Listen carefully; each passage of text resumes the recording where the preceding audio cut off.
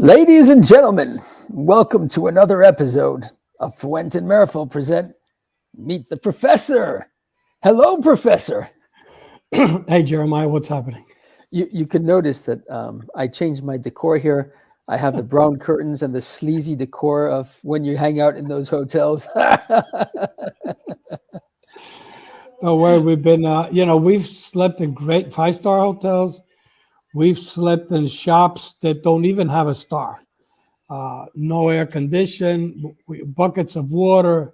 I mean, you've had it worse than me because you know how much I love Cameroon, but Cameroon is different. No water, no electricity.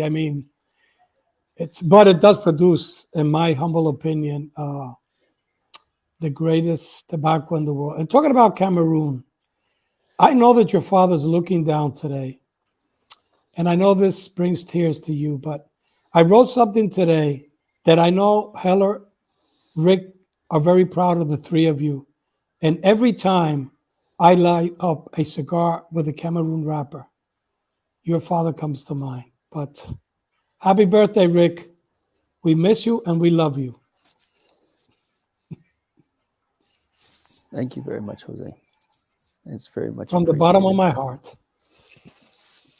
Well, it is a special day. It was my father's birthday, and it's my niece's birthday, Joshua's daughter, who was born on the same day as my father. So to my little Anna, darling, happy birthday to you. May you be blessed with lots of health and happiness and a long life of joy and keeping strong values, which is what we try to do as much as we can. Well, ladies and gentlemen, this is going to be a fantastic show and a very appropriate show, actually, because the gentleman who's going to be joining us today has been a very, very close friend of the family for 3 generations. Somebody who knew my father very, very well, somebody who knew my grandfather, and his father knew his father was very close to my grandfather. They worked together for many, many years. Without further ado, Jose, let's introduce our guest of honor today. Ladies and gentlemen, a warm, warm welcome to the one and only Eric Newman. Eric, welcome to the show. Thank you, Jeremiah. Thank you, Jose. Thank you for having me on. Thank you for joining. Greetings from Tampa, Florida, where it's a little bit rainy today, but all is well in Florida. Well, I believe, Eric, that it's a very special today. It's a very special day today, isn't it? You're celebrating an anniversary, which is you're one of the few that's been around for so long in the industry, and you've just been put in the Hall of Fame of the Cigar Aficionado. I mean, this is a culmination of huge things happening for you and for the entire family and the company. Well, thank you, Jeremiah. It's been a great week. We started. We were at the Big Smoke in Las Vegas last week, and I was joined Carlito in the Cigar Aficionado Hall of Fame. This is my 50th year in business. And with our company, I have seen an awful lot, but still here and kicking. And this is actually our 127th year in business. But last night we had a special celebration in Tampa, celebrating the 125th year in business, 125th anniversary. We planned this 2 years ago, and COVID had other ideas, so we've postponed it and had a great celebration last evening, and had visitors from all over the world, from 10 different countries, all over the country. We ran our factory at night, which we never do, especially on a Saturday night, so everybody could see how cigars are made, both on our antique cigar machines and our handmade cigars as well. Tampa at one time had 150 cigar factories, and we're the last one left that's operating. But it's my son Drew's idea to turn ourselves into the premier cigar destination in the United States anyway. And we had a great crowd last night, had over 700 people, and it was great celebration. So looking forward to the next 125 years. Yeah, it's absolutely incredible. And what a better way to celebrate it with friends and family. All of us here in Europe, we send our love, Eric, and we congratulate you on behalf of the entire family and all of the people around us. Well deserved, and what you and your family have accomplished is just mind-boggling. And talking about family, we have family in common, which is sitting here with us, and sitting there with you. And I'm sure he'd like to say hello. Hello, Eric. Carlos, welcome again.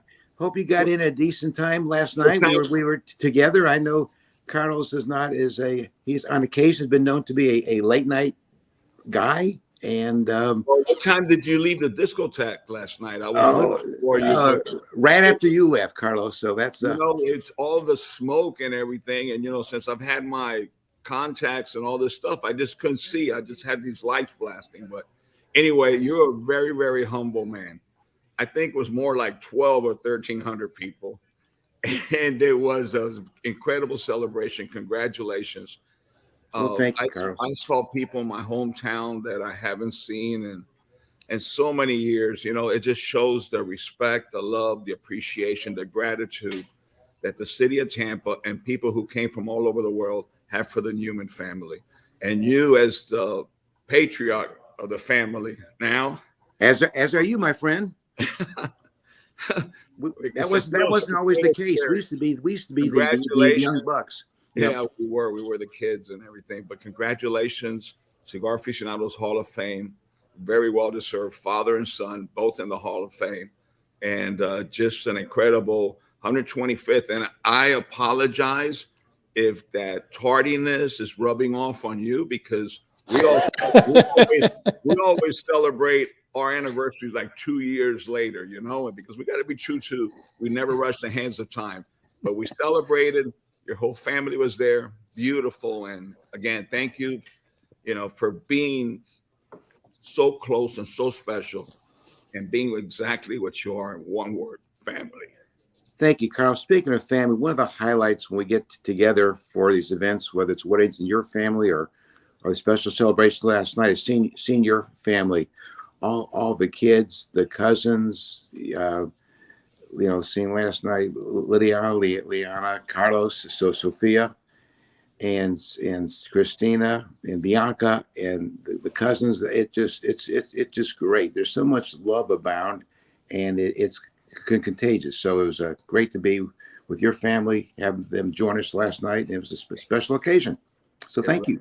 Thank you so much, Eric, to you and your family. Congratulations. Thank you, Carlos. All right, Eric, it's time to throw you in the lion's den. The professor, I'm sure, has some extremely interesting and innovative questions for you. So let's get the show going. Eric, it's good to see you. We've known each other for about 25, 26, 27 years. Many years, Jose. Yes, sir. Sir. A long time. Like Jeremiah said, it has been a very exciting week for J.C. Newman Company, for you, for Bobby, for Drew, for the whole family.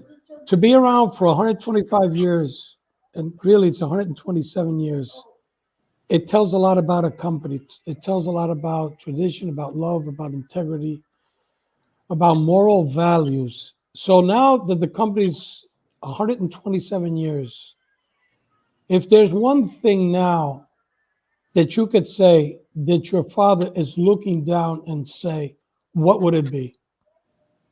Dad would say how proud he is of what Bobby and I have taken this to the third generation. And he would be especially proud of his grandson, Drew, who my father, I guess Drew was maybe 14 or 15 when dad died, and Drew had a very special relationship with him. Heck, when Drew was 6 years old, he thought it was J.C. Newman reincarnated. He didn't know what reincarnation meant, but it's in his blood. And I think Dad would be thrilled. Two things he would say is, one, he'd be very proud that we're carrying on the family tradition to the fourth generation. We've been. The other thing he would say is, why are you spending all this money, son? Because we have this idea to turn ourselves into a tourist attraction, a tourist destination. And actually, I said, Drew, this is going to cost a lot of money. Dad, I want to do this. And I said, well, tell you what, you can wait till your mother and I die and get your inheritance, or you can get it now because it's going to cost a lot of money. He said, well, Dad, let's do it now, and let's stay healthy anyway. So I think Dad would be very, very proud. My grandfather started in 1895. There are 42,000 licensed cigar manufacturers in the United States. You have to have a license to pay federal excise taxes then, just like now. And of those 42,000 cigar manufacturers that were around back in 1895, we're the only one left that's still owned and operated by the founding family. And we've been fortunate. Somebody said, how can you be around so long? I said, you have to work hard. You have to work smart. It takes a certain amount of luck along the way. And certainly one of our more fortuitous chapters in our history was in the 1986 when our family businesses are hard anyway. And when we decided the industry was going down 4 or 5% a year in the United States in the 1980s, and we decided that one part of the family had to buy out the other part. My father owned a third of the business. My uncle and the sisters owned 2/3, so 1/3 bought out 2/3. And some decisions that made in life are made with a head, some are made with a heart, fortunately. And I thought at one time that the heart got in the way of the head, but it worked out. One of the greatest things that happened to us 3 weeks after we bought the business, fully levered. My father got a call from his old friend, Carlos Fuente Sr. Carlos said, I have a great factory in Santiago. This is 1986. 6 years earlier, he'd opened it up, doing great. Also had a factory in Tampa making some machine-made cigars for a brand called Moya. I mean, his own factory, and he said he wanted to close it. He said that factory was a pain in the butt. Maybe he didn't use the word "but" when he said it. He said, would we be interested in making his cigars for him on our old antique cigar machines? And Dad said, sure, Carlos. But at the same time, we knew that if we're going to really be successful in the cigar business, we had to get in the imported handmade business. And we asked Carlos, do you make cigars for us? And he said, sure will. So we started a relationship in 1986. And here we are 36 years later and still going strong. So I think Carlito would say God acts in mysterious ways. That's one of his philosophies. And I believe it now more than ever. It was the greatest thing that really happened to us when we got that call from Carlos. And in the car industry was really not a strong industry back in the 80s, back when he called, because consumption was going down. It wasn't until Cigar Aficionado came on the scene that we had the cigar boom of the 90s that things turned around. So that's a long answer to your question. So I will turn it back to you, my friend. Eric, you mentioned Drew. Without a doubt, Drew has been a force, not only at JC Newman, but also a force in the industry. Just to make cigars in Tampa again, I mean, that took a lot of courage.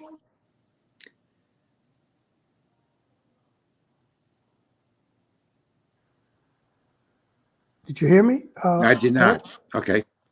I said it took a lot of courage in convincing to you, Drew, to start making cigars again, because to make cigars in Tampa, it's not easy. It's about 3 or 4 times the cost of making a cigar in Dominican Republic or Nicaragua. And you guys came out with the American Rolls, I believe. It's gotten some awards, some things like that. But what went through your head when Drew all of a sudden wants to do this, you knowing costs of tobacco and manufacturing for many years? I would tell you the same thing that Carlos Fuente Sr. would tell Carlito when he came up with an idea. You're crazy. We've been making cigars forever I guess since the 1930s on hand-operated cigar machines. But about 5 years ago, Drew said, Dad, I want to bring hand cigar making back to Ybor City. I said, well, that's a lousy idea, son, but I want to do it. I said, Drew, labor is 8 times in the United States what it is in Esteli, Nicaragua, as far as making cigars. That's not a good idea. Dad, I want to do it. In addition, the first cigar brand that was ever made in our factory in 1910, before we moved here, it was owned by the Regensburg, was a brand called the American. It wasn't an all-American cigar, but that was the first brand. We got pictures of the American banner on top of the factory. Got some old boxes. And Dad said, Drew said, I want to make the a new version of the American. And this is long before Trump said, make America great again. So Dad, I want to make a cigar that has all American wrapper, American filler, American binder, American boxes, American bands, American molds, everything American, American latches, American for the boxes. And it was a challenge. We use Jeff Borschowitz's wrapper grown in Claremont for the FSG wrapper. We use Connecticut broadleaf binder, but there was no long filler grown in this country anymore. So we got the Mennonites. Pennsylvania grows some filler for us. So that is the filler. That's the bulk of our filler for blend for the American. But even the boxes, we have to. Well, who makes boxes in the United States anymore? They do in Miami. A little factory there makes, but charges cost us $20 a piece to get an American-made box. I said, Drew, I get the same box made in Nicaragua for $5. Let's do that. I said, no, Dad, you can't. You got to. It wouldn't be American. But Drew, you'll save $15 a box. No, Dad, we got to do it the right way. So, God bless him, and he was able to convince me, and he think he's on to something. He and Carlito have a special relationship, and as well. So anyway, we're making handmade cigars. We're about to launch a cigar brand called Angel Cuesta, which has a little flag on top of the cigar. We've been aging it downstairs in our factory, aging room for a year. It'll be very limited supply. Our roller, it's hard to make cigars in Tampa for a bunch of reasons. One of which is you go in the Fuente factory, go in our factory in Nicaragua.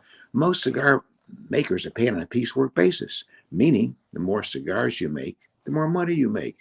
I know on the Fuente side, they were ahead of the curve. They found a way to convince their better rollers that only make a limited number of cigars a day, maybe 80 cigars, 100 cigars, but make the 180 or 100 of the best cigars. That's where the FFOX is made. That's the way Don Carlos is made. That's the way Diamond Crown is made. But it's unusual. Most cigar factories are made so make all you want. So up in our Tampa factory, we've adopted that same philosophy. We told our rollers only make 80 cigars a day, but 80 of the best cigars. So we'll pay a good fixed rate of pay, but just concentrate on making good product, good quality cigars. So that has been a challenge. That's why the cigars have to sell for $16, $18, $20, $22 a piece. But it's very special. Again, we have now 5 rollers. They each make 80 cigars a day. So that's very limited. Compare that with the millions that are made in the Fuente factory, the millions that are made in our Penza factory in Esteli. But it's one of Drew's visions also. Every generation has their vision. Some of the other companies bring consumers or retailers down to their factory, like going down in Esteli, for instance. It's just a pain in the butt to get to Esteli. You have to fly to Miami, fly to Managua. American Airlines still isn't going there yet. Then you have to take a long bus ride to get to Esteli. You can come to Tampa, as Drew would say, you don't even need a passport to see how cigars are made. So we want to keep the cigar making tradition of Tampa alive, and that was his idea, his vision. It's unbelievable, Eric. I'm listening to you, and saw Drew growing up. I remember his first sale. I don't know how old he was, 11 years old or something, at one of the old RTDAs. And he is a visionary, but he's also a winner. He's somebody who I admire so much so. You said crazy, and we've heard that word many times. But think about what he's accomplished. The pride and everything for the country that's given him so much and everything. And so much so that since he introduced the American and his great success and everything, I look through social media and everything. I go, wow, good. And I see it's a knockoff of the American. Manufacturers should be ashamed of themselves. If they can't create, go. But Drew did this from his heart. That's why it's so successful in its only. They could make boxes that look like it and with all the colors and stars, the name almost identical. But Drew is the proud American. And I tell you what, you've got to be a very proud daddy because I'm proud. I'm proud of my nephew. He really has grown to be a credible leader in this industry. Thank you, Carlos. You, Drew, and you. I mean, I remember when you came out with be the first cigar manufacturer to grow wrapper in the Dominican Republic. People said you can't do it. It was a crazy idea. Of course, they didn't know you as well as I know you. The more you tell you, as your father, it can't be done. You find a way to make it happen. You don't take no for an answer. And Drew was the same way. No was not an answer. And I'm very proud of him. And he's more adventuresome than I am. He has a different vision. I mean, I remember what your father. Oh, I tell you, your father was such a genius in so many ways. One of my favorite Carlos Fuente Senior stories is at the Chateau de la Fuente many years ago. Carlito said, "Dad, I want to build a gazebo there," and a gazebo right on the farm. And your father said, "That is the blankety blank worst idea I've ever heard. But if you want to do it right, this is the way you do it." He took a napkin and he said he drew it how the gazebo was, and that was the first gazebo at Chateau de la Fuente. And but anybody all your life, people said you can't be done. He makes it. He makes it done. I remember your father's happiest days. It seemed like when he always had challenges in the factory, and he liked challenge. He liked to solve issues. When people told him it couldn't be done, it can be done. He finds a way to make it done. Same thing with you, and same thing with Drew. When I said that was a lousy idea, he persevered, and here we are. So thank you for your. We've been, we in the Fuentes been together for so long, but now we're generational. Our families are all just about intertwined, and we have so much respect and so much love for one another. It's been as much fun for me, for Carlos to watch young Drew grow up as it's been for me to watch Carlos and Sophia and Lydiana and Leon as well. But I mean, golly, so Sophia, what a lady she was. It's funny. Carlos has always been a gentleman, but Sophia is such a great lady. But when she was 2 years old, she was Helen Wheel. It's been fun watching our families grow up together. That's a blessing. So, Thank you. No, she was like one of those hamsters that would be still. I remember running under the tables and everything and all the meetings that we used to have and so forth. But I want to go back because I know it's how important it is to you and how important it is to me. That call that you mentioned, that my father called your father. My father was only 18 years older than me, and I was by his side in the office through every difficult time, all the decisions, and he always came to me and everything. Not that I would have any influence, but he will always consult with me what did I think, and I think it was a way of teaching me by example and watching me and so forth. And I never forget the day he says, "Carlito, you know, we cannot grow in the Dominican Republic going back and forth. We have to be there. We have to commit ourselves full time. It can't be because I was in Tampa running the factory, and then my father being Dominican for 4 weeks, and he come back to Tampa, and I go to Dominican, and we were on across the ocean from each other, and I just want to say, there's an old saying that I repeat a lot. They could chew you, but they don't swallow you. They won't swallow you. I learned that from my father a long time ago. And in the city of Tampa, my father wanted so bad because all the freight was basically controlled. And there was the Cigar Association of Tampa. And my father wanted to get in so bad so he could be part of this group and everything, prestige. And if it wasn't for your father put his foot down and put his hand on the table. He says, "Carlos Fuente will become a member." Because there was so much jealousy with seeing my father from little mom and pop growing and growing and growing, expanding, that it was your father. And in the office that day, he says, "Carlito, we cannot continue in Tampa. This is not, we have to be personally hands on." And that was always our philosophy. He says, if there's if there's one person that I will allow make one of our brands, the only person is Stanford Newman, the only man that I confided and I trust to make our cigars. And that was your father. Your father was just an incredible man, so much so that for the 100th anniversary, came to me to make a very special cigar, unique. He was so unique. When people were selling cigars at 6 cents, he was selling them at 55 cents. And in so many ways, but this is about you and your family. And I'm just telling you that I made a cigar for his 100th anniversary. And I always said, I made a cigar for the man I loved. Thank you, Carlos. That means so much to us now. It meant so much to us 25, 30 years ago. It was 25 years ago. Actually, it was 30 years ago. Dad came up to you and wanted you to make a special cigar for our upcoming anniversary in 1995. And he said he wanted to make a thick cigar, a 54 ring cigar. This is at a time nobody ever had 54 rings. 50 or 55, 50 or 52 was the largest. And Dad knew the thicker the cigar, the more leaves you could blend at a time. So I don't care what it costs to make, whether it sells or not, how long it takes to make. I just want to have it done. And you all made a special blend for our called Diamond Crown in 1995, and it was very successful.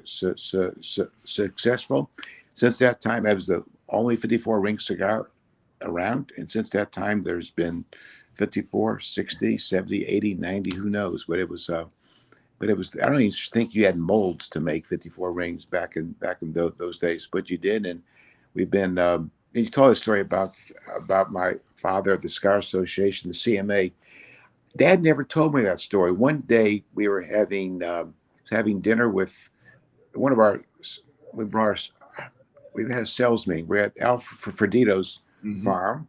We had dinner out there, and your father I was with your father, and your son Carlos was at our table, and we started telling stories. And it's hard to get your father to tell stories. So we get him a couple of scotches, told him some more stories. And I was there. I was glad there because I wanted your son to hear these stories. He won't volunteer them, but he'll tell them once you give him a scotch or two. And he told me that story that he would want to get into the Cigar Manufacturers Association. The only reason Dad bought the Cuesta Rey brand from Carl Cuesta in 1959, so he joined the CMA. And then a couple years later, Dad became president of the CMA and Cigar Manufacturers Association of Tampa. And his first edict was to have your father join as a regular member. Dad never told me the story.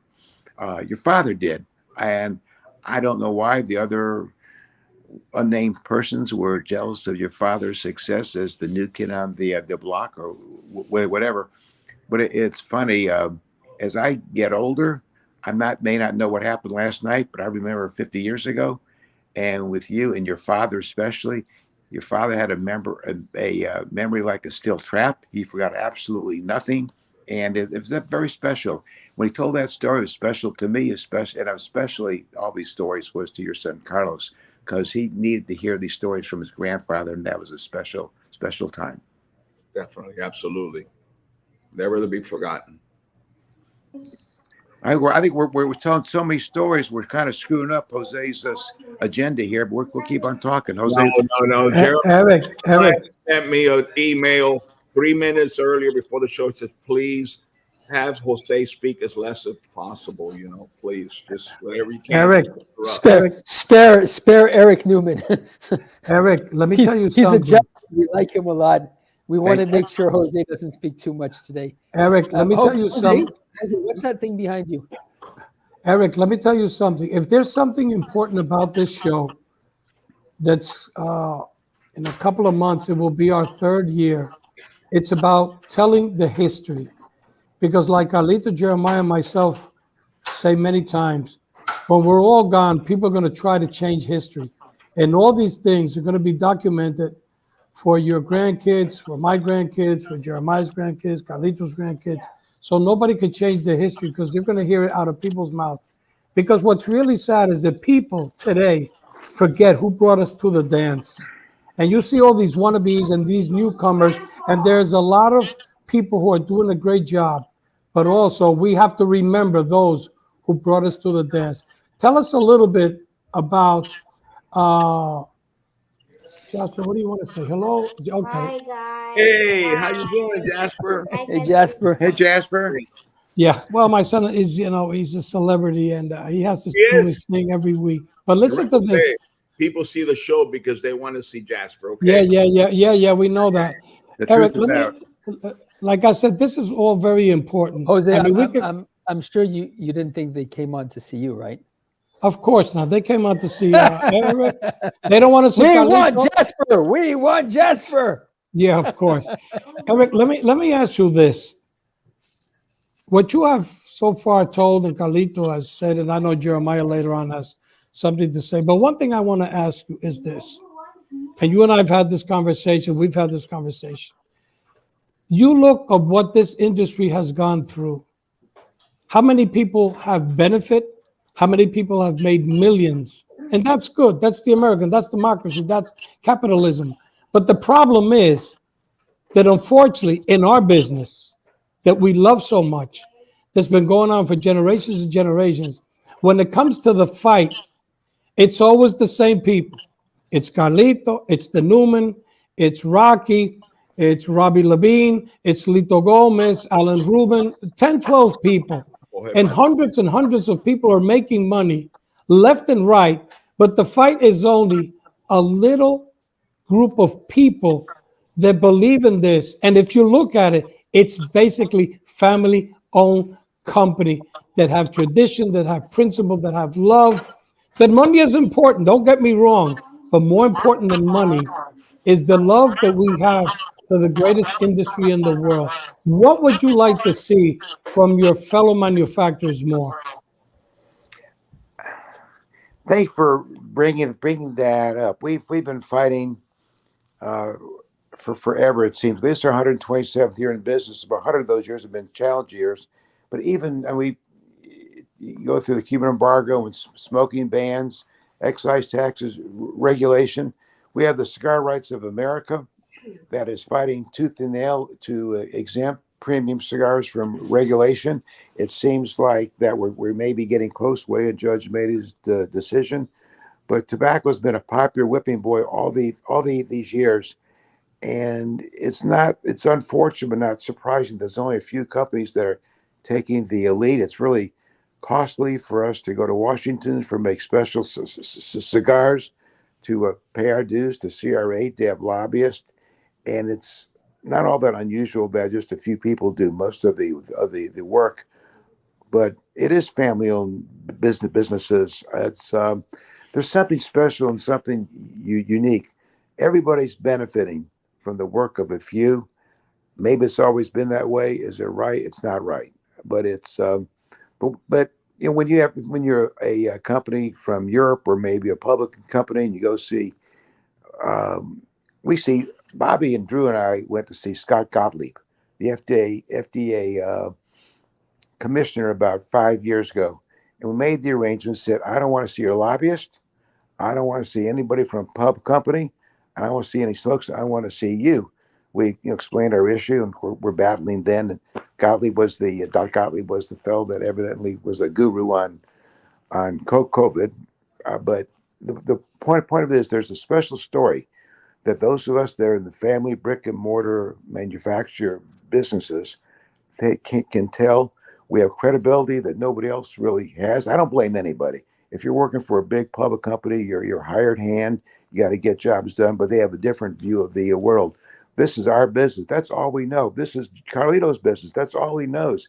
He's doing him not only he's doing something for himself, but for the family, for his kids, and but he's carrying out a legacy that his father started over 100 years ago. That his grandfather started over 100 years ago. My grandfather started over 100 years ago. That cannot be replicated.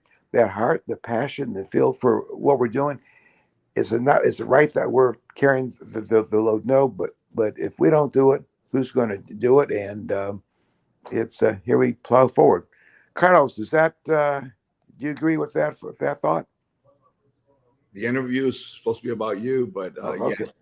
yeah, and fortunately, we have everybody now understands what being together and being united and not giving up what you could achieve. And that's exactly because you were in the meetings.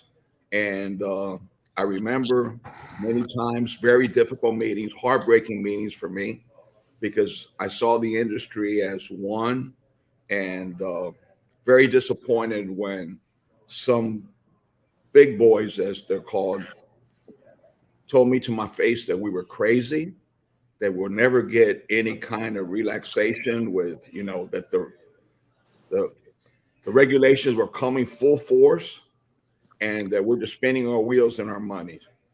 And by not giving up and sticking together, so many people, the whole industry has benefited. The brick and mortars have benefited. The podcasts, communication journalists have benefited. Today, it may have been impossible to even have a show and talk about cigars. And you could just imagine what would have happened to all the art. You talk about history, you talk about the American, you talk about Angel Cuesta, the original founder of Cuesta. My mother worked at Cuesta Ray, and you know that, before in the old factory, before it burned down and the father bought it in 1954. But I I am so happy because people see that we could accomplish something together, and so many people are joining in the effort and everything. And I think that it's very important that everybody works together. I mean, we're all one, and we should all work together as one. Tobacco's been a popular whipping boy, especially cigarettes, smokeless, and there's some in Washington that like to get rid of smoking. Everybody's smoking, and we've been spending a lot of time, money, effort trying to separate not only cigars from everybody else, but premium cigars. That has been a really heavy lift. I guess something like maybe only 1% something of all tobacco products used in this country are premium cigars. So we have a very small base. It's amazing. This is like David going up against Goliath. We've had a very small base. We're able to accomplish a lot. Probably could have accomplished even more. We had everybody on board, but it's amazing we've gotten as far as we are. And I think we're on the cusp of really something really good. And uh, it's funny when it happens. We get exempted from regulation or partial regulation, or whatever it's going to be. Norm Sharp, the old executive director of Cigar Association, had a favorite saying: "A success has 1,000 fathers. A failure is an orphan." We get where we want to get. We get exempted or partial exempted, or our regulations relaxed. Everybody's going to want to take credit, which is fine. I'm just, as long as we get there. But we know who's done the lion's share of the work. It hasn't been easy, but it's. I think we're getting close. If you think about it, it can drive you crazy, but we're getting close. So my brother has the old saying. Of course, he's been saying it for 20 years. We're like on the 2-yard line to where we want to be. Well, it's been a long game. Maybe we're in the overtime here, but it's again, it does concern me that everybody hasn't shown the same effort with giving their support, their financial support, their moral support in the industry. Everybody's benefited. You're talking about old brands. It's fun looking at a Cigar Aficionado from 1992. How many of those brands are still around? Maybe 10%. When the cigar boom came, it seemed like overnight there were 100 factories opened up in Dominican Republic, Nicaragua, Honduras, all in the handmade business. And it was then the cigar boom kind of ended in the early 2000s, and about 90% of them have gone out of business because we in the Fuentes and a few others do things the old-fashioned way, not for the short-term profit, not for the short-term return, trying to be in this business for the long haul. We're able to insulate ourselves when the good times, we enjoy the good times. When things aren't so good, we find a way to make it work, because we got in this business. Our fathers got in this business. Our grandfathers got in this business for the right reason over 100 years ago. And that really bodes us well as we face some of the uncertainties in life going in the industry. But Carlos has been around for so long. I've been around for so long. This is my 50th year, and Carlos is the same. There isn't a whole lot in our industry that we haven't seen before. Um, except this is one of the good times. The old days, if you wanted to grow your business, you had to go out and steal your competitor's customer. That's the way it was when I started. They were trying to steal your customer. Now we think the cigars, as Carlo was talking about, you can have radio shows, podcasts. Cigars have cigar magazines, a lot of credibility. The old days, if somebody asked you what business you're in, you say automotive business, because it's almost embarrassing to be in the cigar business. Now we're proud of it. We live in such a hectic world. There's no other product available that's around like cigars. You can bring two people into a cigar lounge in a smoke shop. They sit down, two people from different walks of life. They light up a cigar, they watch a game, they start talking politics or sports or girls or whatever. And by the time they finish that cigar, they're best friends. We have a tough, a very stressful industry, stressful society now. And it makes me really proud to be part of an industry that can help bring people together, because it always hasn't been that way. So, but I know I'm starting to ramble, so I'll go on to the next question. Eric, I know absolutely. But one thing I want to say, that we're so blessed to be living today after so much hard work and sticking to the guns of what was once something very honorable, was something for an exclusive people that knew the best in life. And that was a good, fine cigar. Today, it's back, but it's grown. And the great thing about it is that the market has grown so much through education and so forth, and through everything that's taken place, that there's the market, there's customers for everybody, there's room for everybody and more. And that makes me very, very proud.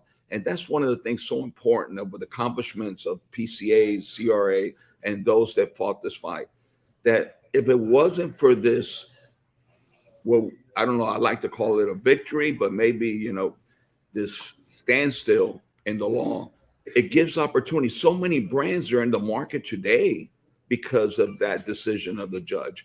And so many new entrepreneurs are able to come into the market, are welcome to come in the market.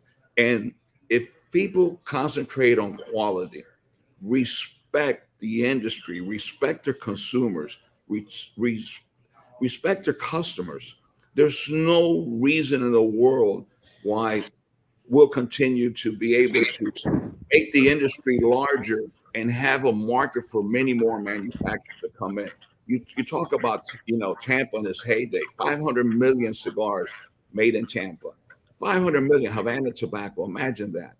And that was just one city, of course, Cleveland, Pennsylvania. I mean, all over the states that were factories.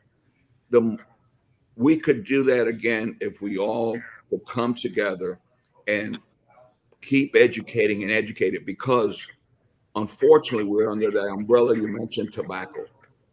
But a handmade premium cigar made by hand with passion, age, and all through all these years is not the same as other tobacco products. And it should not be in the same category.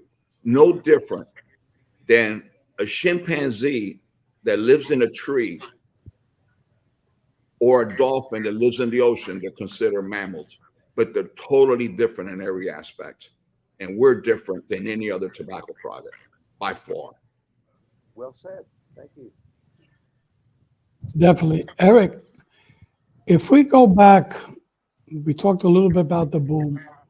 418 million cigars, 1997, 98 and 99. Between those 2 years, imports went down 48 point something, almost 50%. Last year, we hit 456 million.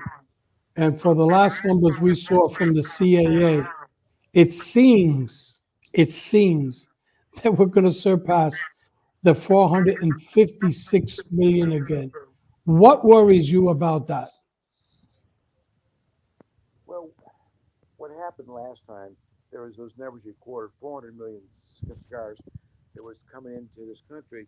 They weren't really consumed, they were imported.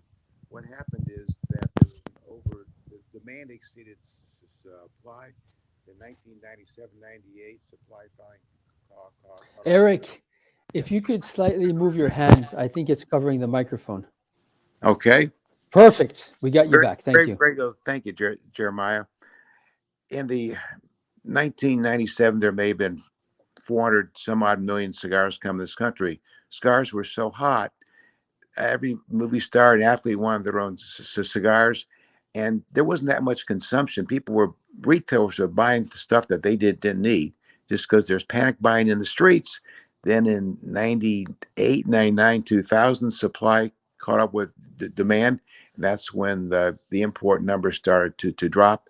Now they're back up again. I think what could in our company, like Carlos, we've been through two pandemics, two wars, Great Depression, smoking embargoes, Cuban embargo, smoking bans, excise taxes, regulation. What keeps me up at night? It's regulation is a concern. Just want to make it easier for people to smoke cigars. That isn't happening. The cigar industry, if somebody, Martian landed on this earth and saw what's happening, there's no reason cigar industry should be around at all, because you look at all, there's no other industry. People like our products. First, the governments, they tax the hell out of it. In 2008, we had the largest cigar with the largest tax increase in American business, 800%. People like our products. They just can't, find a way to use them anymore, as much anymore, obviously. I mean, the old days, when Carlos's father, my father used to smoke cigars. The old days, you can smoke anywhere. Now you can't smoke inside anymore. The wintertime is too cold to smoke outside. But we have defied the odds. The industry has been very resilient. It's defied the odds that we are still in business at all. And I don't know what the next great challenge is going to be. There are going to be challenges. I think now we have, this is temporary. Everything is temporary. We're having trouble finding workers. We have inflation. But I mean, we all grew up in a time when Jimmy Carter days, inflation was at 18%. We find a way to work through these challenges. But I think, going back to something Carlito said, if we continue to focus on the long, the long run, the making quality products, keep our eye on the ball, making something that the consumer wants, charging a fair price. I think there'll always be an industry for the consumer. But again, to think that we're an industry, people like if we're in the widget business, people like our widgets. They have a hard time finding a place to consume our widgets, but the industry is still going strong.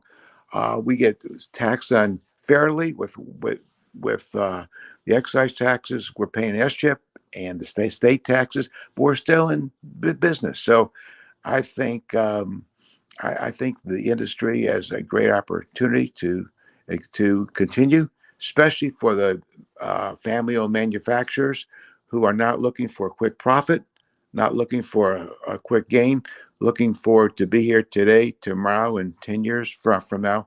I think the business does quite well. It doesn't lend itself well when it's totally operated by large companies, multinational companies, but for the family-owned companies that have been at this quite a while, like us and in the Carlos's family business, I think we have a good future ahead of us. And I think one of our, I know Carlos is interested. I'm interested in the next generation, because we can't keep the business ourselves.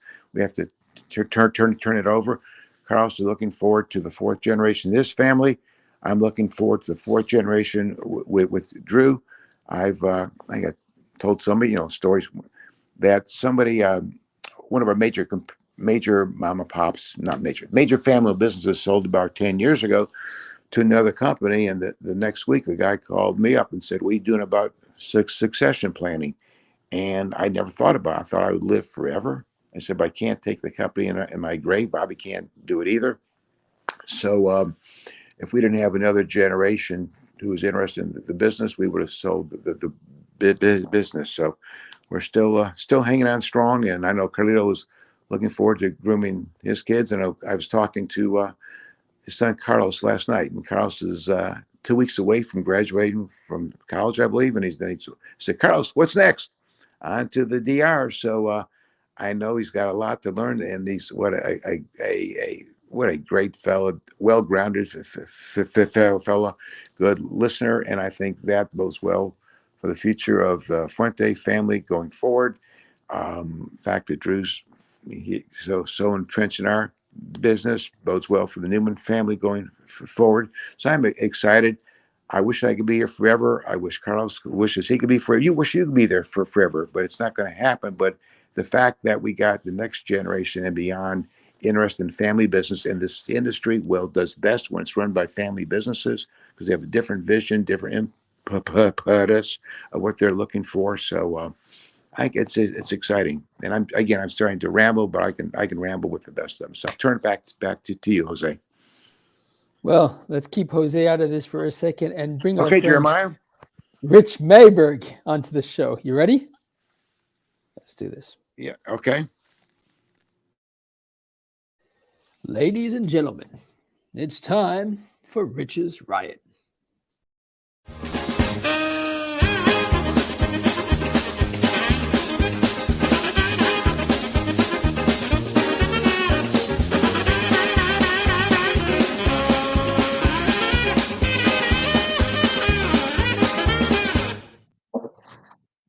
There I am. Eric, Brendan, I look forward to seeing you guys in a couple of weeks at the Ybor City Heritage Festival. Boy, what a great show so far. The history that the two families show and absorbed for a long time have been great. Now that there's a number of Fuentes and Newmans in the Cigar Aficionado Hall of Fame, I would like to nominate them for the Humanity Hall of Fame as well. For what you guys have done for the people of the DR and Cigar Family Charitable Foundation through education, health, etc. That's all-star performances by those two families. Let's see. I hope Lyris is not listening because my job here is to tell a bad joke. And there's a guy, a friend of mine was at a bar having a drink, and he said to the guy next to him, "Listen, it's getting kind of late. My wife will kill me if I get home late." And he said, No, I've got a secret. He said, "What do you mean a secret? I'll tell you all about it. Just sit down, have another couple of drinks."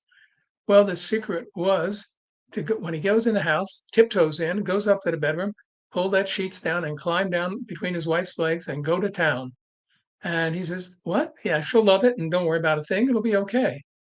And sure enough, he gets home and he tiptoes in, takes off his clothes, pulls down the sheets, goes at it all over the place with his wife, and he gets up to go wipe his face in the bathroom. And then there is his wife sitting on the toilet, and he says, "What are you doing in here?" She says, "Quiet, you'll wake up my mother."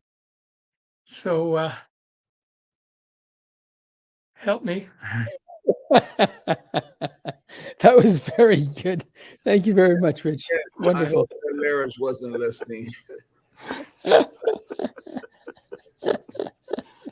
Excellent. my gosh. All right, back to you, Jose. Let's wrap this up. Eric, a couple of last questions. Without a doubt, I hear you. You hear me? Jose, how can you hear him? He didn't say anything. Eric, do you hear me? He's on mute. You're on mute, Eric. We can't hear you. We can't nothing. You hear me, Uh-oh. right, Jeremiah?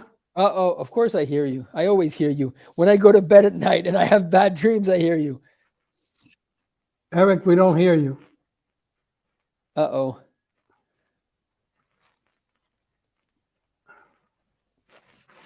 No, it's best to log We out. can't Eric. hear you. Log out of the phone. All right, I think we lost Eric Newman. That's okay. He'll Jose, come back. why don't you give us a little bit of information on this wonderful, wonderful man and unbelievable company?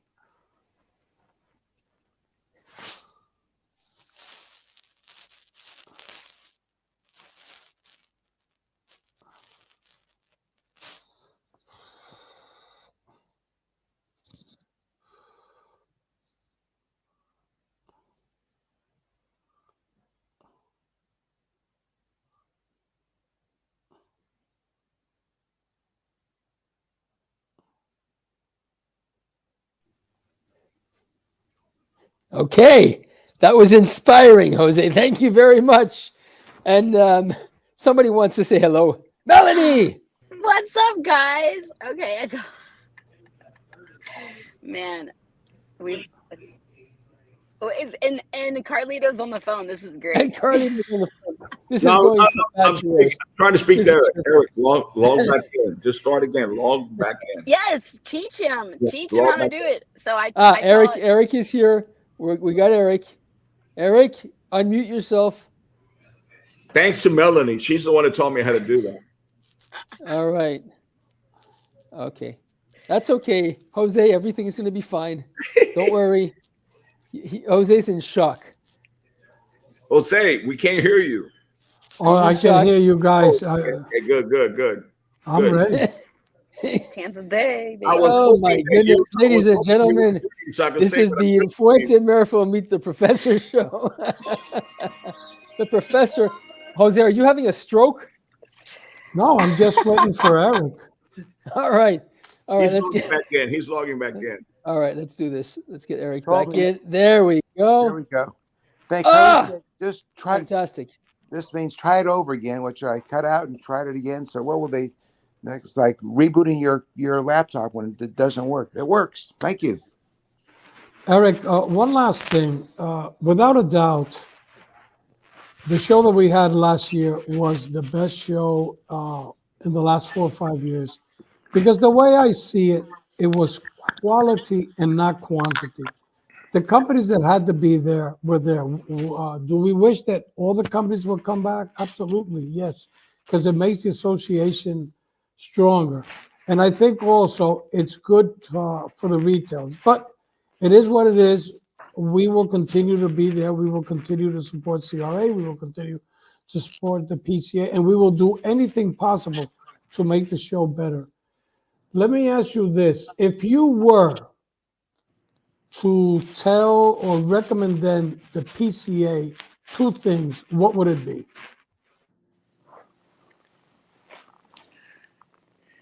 Probably one would be to have, after talking to retailers, to have that show earlier in the year.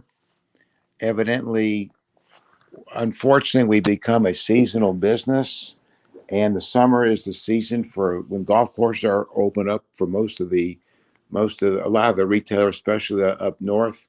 They're asking if you could have it earlier in the year, in the spring. That would be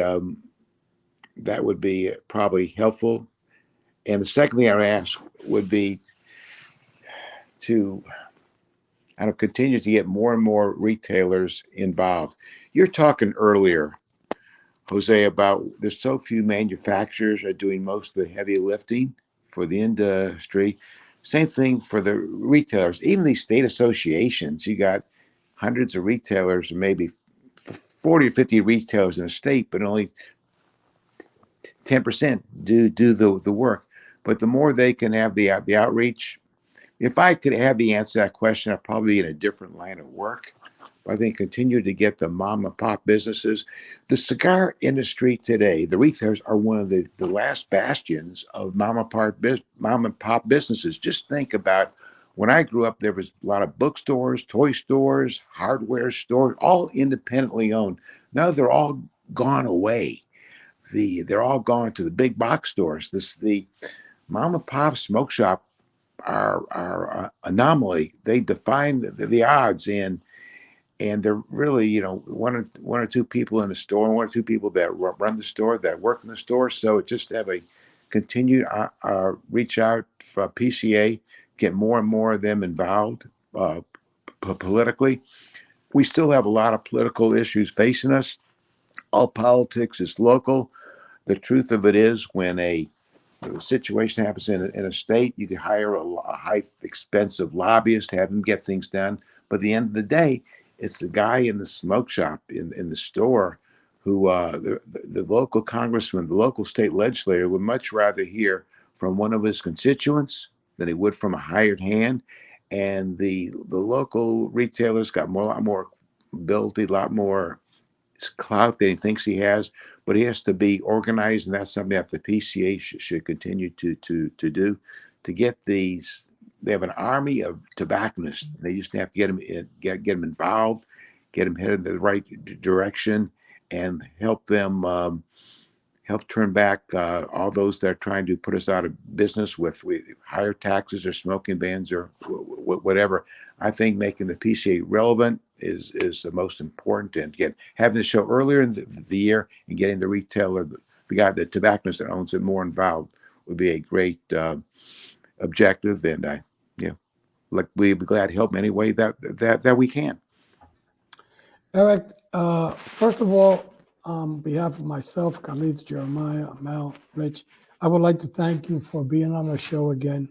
We could talk for hours and hours with you, with Bobby, with Drew.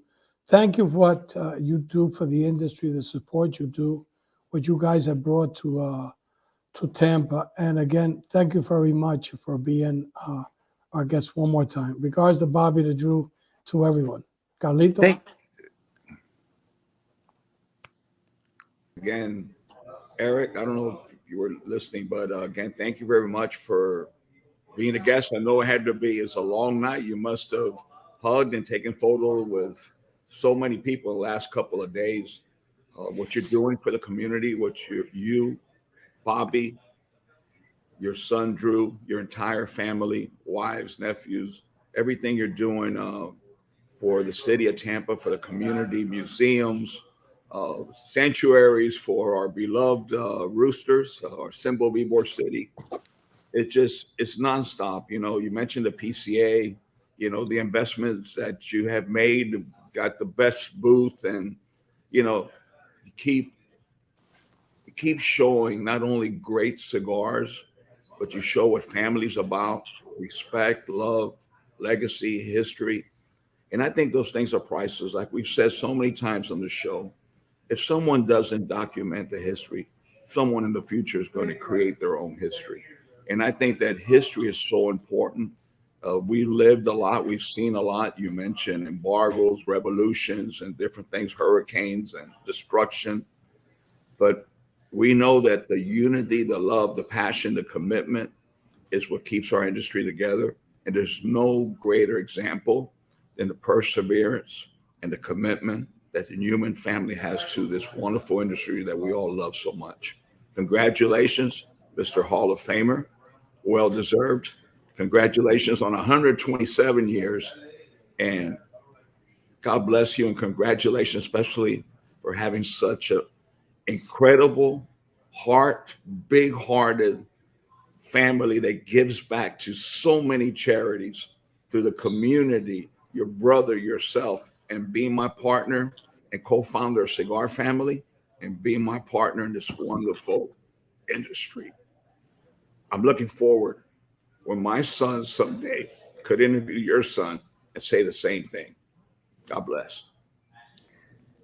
Thank you, Carlos. I can't even, when Carlos and I used to go around the country speaking about our Cigar Family project, he's such a passionate speaker, and of course he believes everything. I mean, it's Carlos, Carlito, but I always want to speak before him, never want to speak after him. So I don't even know what to say, except Carlos is an old Tampa boy. We're Tampa people, and it's going back to basics and just keep our eye on the ball. We support each other.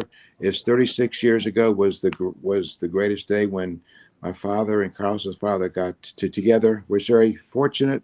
Look at that picture. Look at all those young people back then. I don't know where the time went, but anyway, we go back a long way.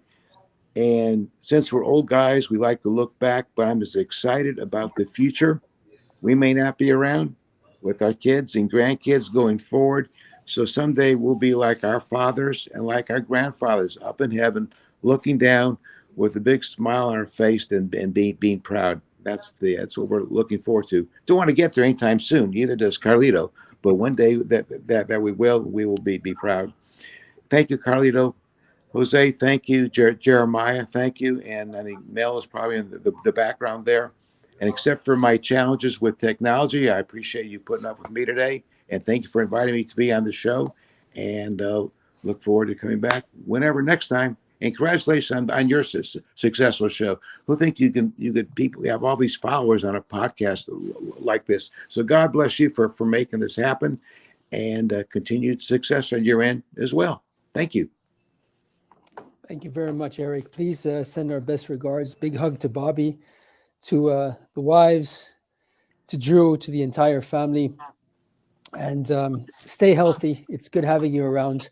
I certainly grew up having you around me once in a while, and you're part of the furniture, and I hope it stays like that for many, many years to come, because at the end of the day, you laid it out very well. This is a family business, and that's what makes all the difference between us and other industries where people become numbers. So let's keep doing what we're doing. Let's keep doing it with a smile and pride. And thank God our kids are coming into the industry. Yours have already come into the industry. They're older than mine, and bringing this legacy forward. I'm older than you, so I got a head start on you, Jeremiah. You talk about old for furniture. Sometimes I feel like old, worn out for furniture. Curtis was talking earlier about being out till 2 a.m. with his discotheque.